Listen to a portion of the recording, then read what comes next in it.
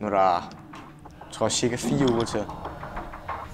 Jeg får sådan adrenalin på, lige inden jeg skal op. Ikke sådan nervøsitet, men sådan glædeagtigt, eller sådan, det er det her, man har ventet på i så lang tid, og nu sker det, og sådan. Så man kan dyrke motionsboksning, kan man jo også dyrke en form for motion som MMA, og blot komme til træning, og for at komme i bedre form, og fordi man synes, det er lidt sjovt at slå på hinanden. Jeg føler, at alle kan bruge MMA i en eller anden forstand.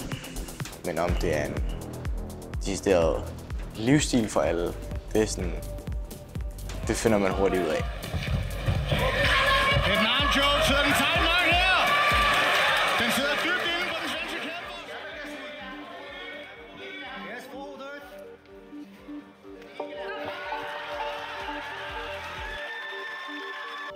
Hvis jeg ikke giver mig 110-20% her, hvorfor skulle jeg så gøre det senere hen? Og når du er træt, så giver du den lige en ekstra skalle. Til træning er det jo selvfølgelig noget andet, når vi ikke slår 100% på hinanden, men man bliver nødt til at træne, som om det var kamp.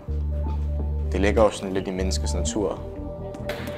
Kampene kan jo udspille sig på så mange forskellige måder, men judo og brydning nok lægger det bedste fundament for en MMA-kæmper, i hvert fald fra start af. Det er nemmere at få en bryder til at bokse, end en bokser til at bryde.